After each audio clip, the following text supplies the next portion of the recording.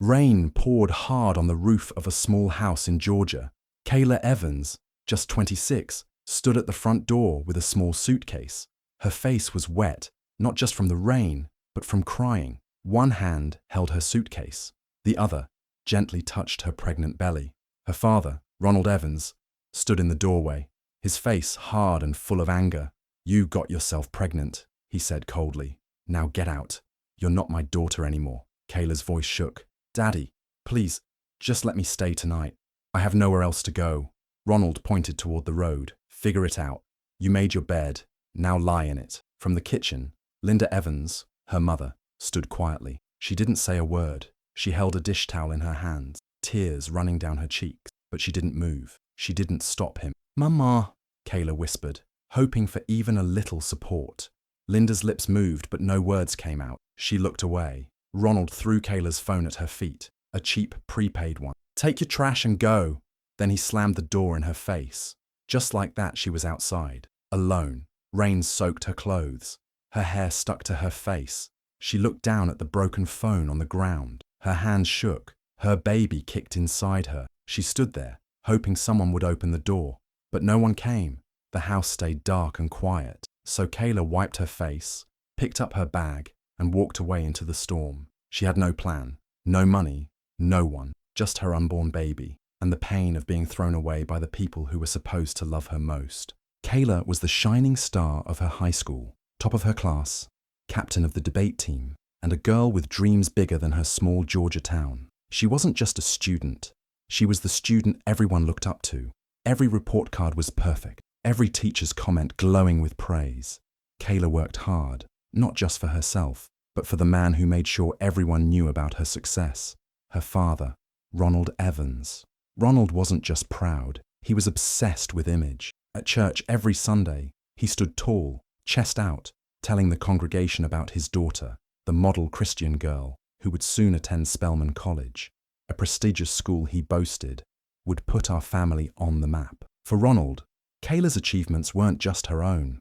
They were his badge of honor, proof that his strict rules and religious discipline had created a perfect family. But behind the proud smile and the sermons of faith, Ronald ruled their home like a strict king. His words were law, mistakes were sins, love was conditional.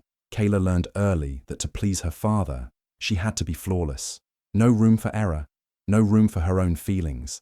She lived her life under his shadow, afraid to breathe wrong or step out of line. Kayla's mother, Linda, was quieter. She loved her daughter deeply, but was trapped between the iron grip of Ronald's expectations and her own fears. She often watched Kayla with soft eyes, wanting to protect her, but silence was her refuge. Fear of Ronald's anger kept her from speaking up, from standing between father and daughter when tension flared. In this house, ruled by strict faith and pride, Kayla's world was safe but suffocating. Her dreams of college and a future beyond the town were real, but so was the pressure to be perfect, to never disappoint the man whose approval meant everything, even if it cost her her own voice. That's why when Kayla met Marcus Johnson, everything changed. One night, after working 2 long shifts back to back, Kayla was tired, bone tired. Her feet ached, and her mind was clouded with worry about rent, bills, and how to keep hope fed. On her way home, she stopped at a small gas station, the kind with flickering fluorescent lights and aisles cluttered with cheap snacks. At the counter, on a whim, she grabbed a $5 lottery ticket. Why not? She thought, forcing a small smile. It was just a silly joke to herself, a tiny break from the weight she carried every day. She tucked the ticket into her worn purse, already forgetting about it, as she left into the night. The next morning, the sun barely up, Kayla was nursing hope and scrolling through her phone when a breaking news alert caught her eye. The lottery numbers were announced. On a strange impulse, she pulled out the crumpled ticket from her purse and slowly checked the numbers one by one. Her heart stopped. It couldn't be, but it was. Every number matched. She dropped to her knees beside the crib, where hope lay, cooing softly, unaware of the life-shattering moment unfolding. Kayla's hands trembled so much, she could barely hold the ticket. $12 million. The impossible. For a long moment, she just stared, her mind spinning, her heart pounding with disbelief, hope, and fear, all tangled up inside. Kayla knew this money could change everything, but it also brought a new kind of danger. She couldn't trust anyone, not her father, not Marcus, and not even the people she thought were friends. So, she made a decision. She stayed anonymous. She hired a lawyer who promised to protect her identity and set up a trust fund for Hope's future. She found a financial advisor who helped her make a plan to use the money wisely, and most importantly, she told no one, not yet, because Kayla knew this was just the beginning of a new battle, one that might test her strength in ways she never imagined. Kayla's life had transformed overnight. The lottery win had opened doors she never dreamed would exist for someone like her. No more long hours scrubbing floors or waiting tables. No more scraping by, counting the pennies that fell through her fingers. She was finally free. She moved into a better apartment in a more desirable part of town. It wasn't a mansion by any means, but it was comfortable, a symbol of all she had fought for. The walls were fresh and unmarked.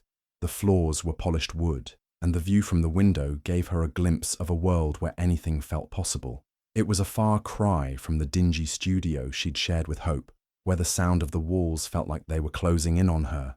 Kayla started rebuilding herself, piece by piece.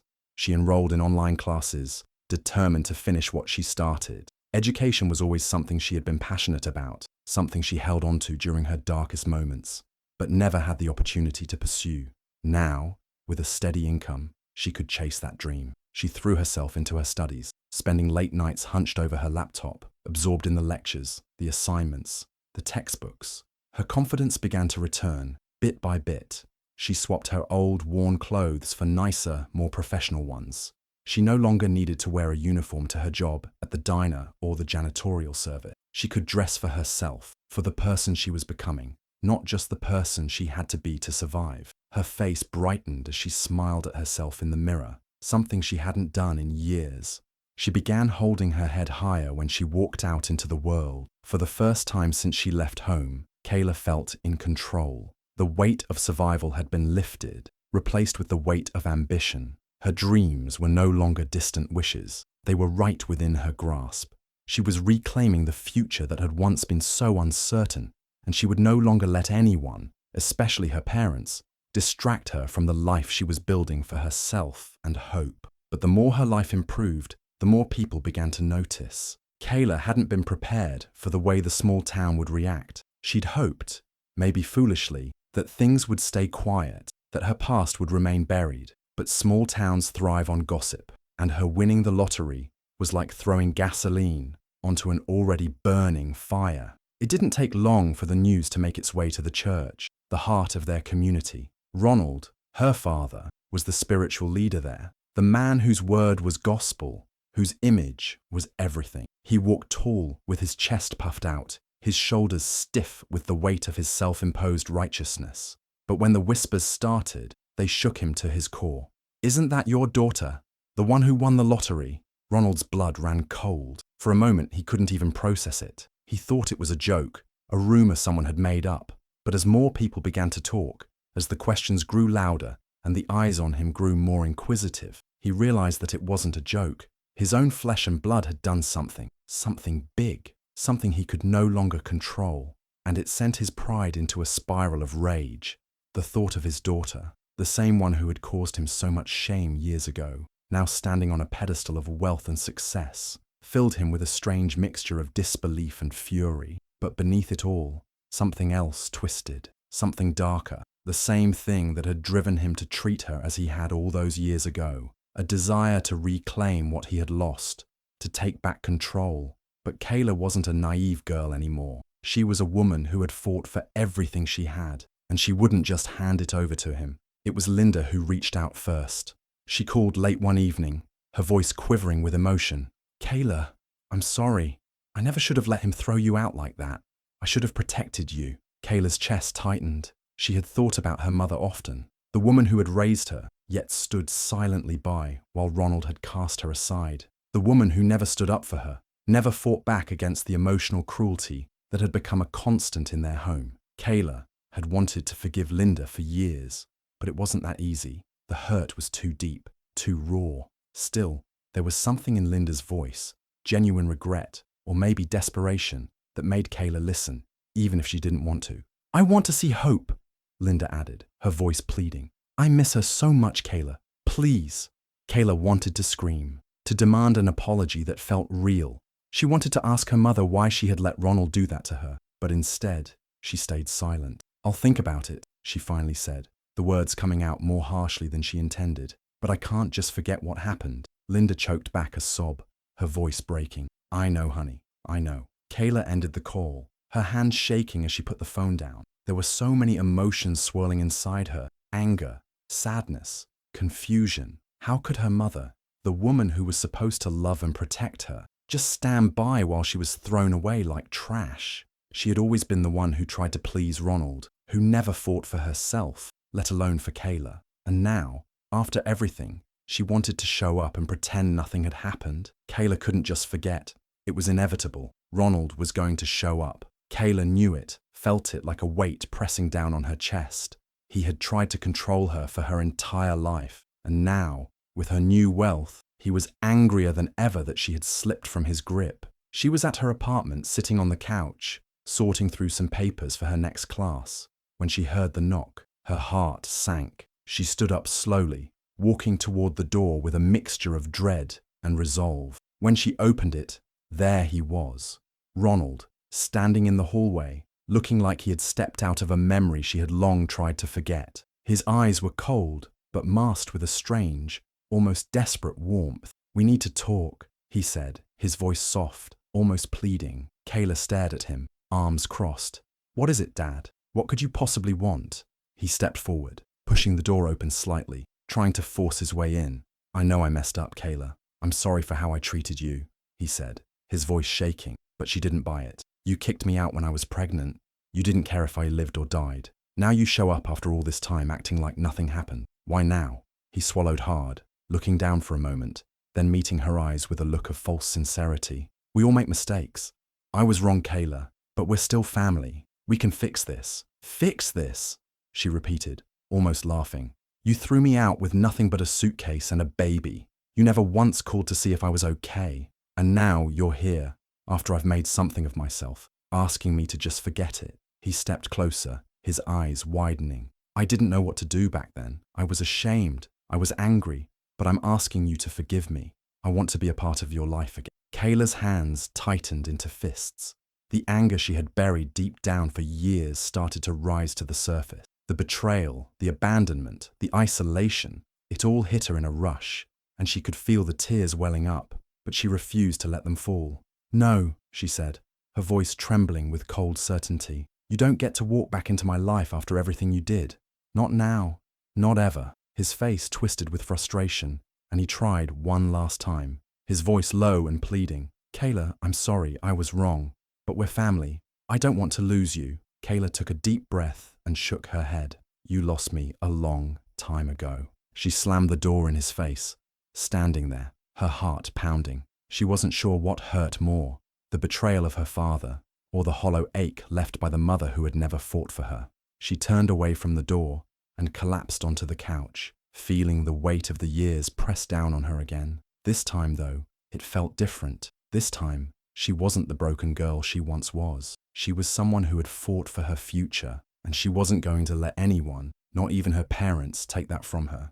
Ronald starts spreading lies, telling people Kayla is mentally unstable, that she's keeping his grandchild away out of spite. He tells folks at the church that she's not well, that the money changed her, that she's bitter and keeping an innocent child from her grandparents. The same people who once whispered about her shameful pregnancy now nod along as Ronald paints himself as the victim, a grieving, concerned grandfather locked out of his own family. At first, Kayla ignores the rumors.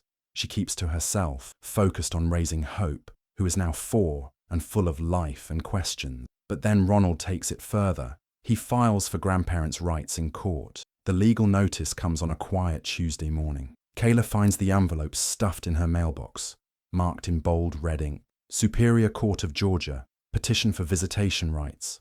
Her hands tremble as she reads the words, her heart beating fast. According to the claim, Ronald believes Kayla is emotionally unstable and unfit to raise Hope alone. He wants legal visitation rights. He says Kayla is isolating the child, refusing healthy family interaction, and showing signs of unresolved emotional trauma. Kayla sits down slowly on her couch, clutching the letter. Hope is sitting cross-legged on the floor, coloring a bright pink flower with crayons. Oblivious, innocent. A deep ache settles in Kayla's chest. She had worked so hard. She'd clawed her way back from nothing, scrubbing toilets, serving pancakes at 2 a.m., rocking Hope to sleep after long shifts with blistered feet. She rebuilt her life from the ashes, quietly, without help. And now, the same man who disowned her was coming for her child. She doesn't cry, not right away. She walks into the bathroom, locks the door, sits on the cold tile floor, and lets the tears fall. She cries for the 18-year-old girl she was, the one nobody stood up for, the one who got thrown out like garbage, the one who survived anyway. Then she stands up, washes her face, and makes a call. She hires Jessica Monroe, one of Atlanta's best family attorneys, a sharp, fearless woman with a calm voice and fire in her eyes. When they meet, Kayla tells her everything, her childhood, the night she was thrown out, the years of silence, the rumors, and now this. Jessica listens. No judgment, no pity, just quiet strength. We're not just fighting a visitation case, Jessica finally says. We're fighting for your dignity, for your truth. Kayla nods. I'm ready. The first court hearing is set for a month later. Kayla walks into the courthouse with Jessica at her side, her shoulders straight, her jaw tight. The courtroom is small but packed. Some church members sit quietly in the back row. They're out of curiosity, others pretending to support Ronald. Ronald walks in, dressed in his best deacon suit, Bible under one arm, eyes full of false humility. He nods at the judge like he knows him personally. He takes the stand and speaks first. He talks about love, about redemption, about broken families and second chances. He says Kayla is his only child and that he misses her. He says he's not trying to hurt her, just trying to be part of his granddaughter's life. She deserves to know her grandfather, he says. Family is important. I'm not asking for custody, just a chance to love her. Some people nod, some even smile. Then Jessica stands up. Your Honor, we have no problem with love, but we have a serious problem with lies. She hands over a folder of printed records, text messages, voicemails, emails, a timeline of the past 8 years. Evidence that Ronald never called his daughter once after throwing her out, that he told people she was dead to him, that he blocked her number, that he publicly shamed her at church. Jessica calls Kayla to the stand. Kayla's hands shake as she takes her oath, but when she sits down and begins to speak, her voice finds its strength. My father told me I wasn't his daughter anymore. I was 18. I was scared. I had no money, nowhere to go. I slept on couches, worked double shifts, went hungry more times than I can count. And not once did he check on me. Not even when I had my baby. Not when I was in the hospital. Not when I was living in a shelter. She swallows hard. Her voice cracks, but she keeps going. He never wanted to be part of my life. He just wants to look good now, because I survived, because I made it, because he's ashamed of what I've become. Not because it's bad, but because he can't control it. The room is still, not a single whisper. Jessica walks over, calm and direct. Did he offer you help when you were pregnant? No. Did he offer to see Hope when she was born? No. Has he provided any support, financial, emotional, or otherwise, in the last 8 years? No. And yet he now seeks visitation because... Kayla doesn't flinch. Because I won the lottery. The judge delivers the ruling a week later. His voice is clear, firm. This court finds that the petition for visitation is not in the child's best interest. The respondent, Ms. Kayla Evans, has demonstrated clear evidence of abandonment, emotional harm, and a lack of prior relationship between the petitioner and the minor child. Visitation is denied. The gavel hits the desk. Ronald stands in silence. His mouth opens, but no words come out. The courtroom is still, the whispers from the crowd gone now, replaced by tension. He walks out of that courthouse, a different man, not humbled, exposed. The truth had come out, and it came from the very woman he once called not my daughter. Within days, the church board holds an emergency meeting. Ronald's reputation, once spotless, is now a subject of shame. His lies, his hypocrisy, his cruelty, all laid bare. They ask him to step down. Some defend him, but most stay silent. Silence in churches can be louder than any sermon. Linda, his wife of 30 years, packs a bag and leaves. She sends Kayla a text that night. I should have stopped him. I should have stood up. I'm sorry. I hope one day you'll let me meet Hope. Kayla reads it. She stares at the message for a long time, then locks her phone. She turns to her daughter, who's laughing at a cartoon, dancing around in a pink tutu. Come here, baby, she says softly. Hope runs into her arms. Kayla kisses her forehead, holds her close and whispers, Mommy's got you. No one's ever taking you from me. And in that quiet apartment, with no one watching, Kayla finally breathes. She had fought, and she had won. She donates money to the local shelter that once gave her a place to sleep, starts a scholarship fund for teen mums who were tossed aside like she once was. She keeps it quiet, no press, no big announcements, just quiet giving, the kind that changes lives the way someone once helped change hers.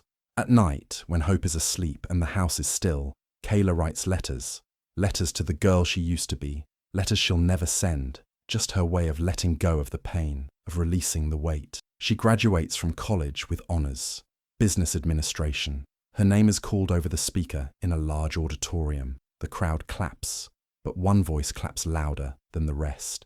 Hope.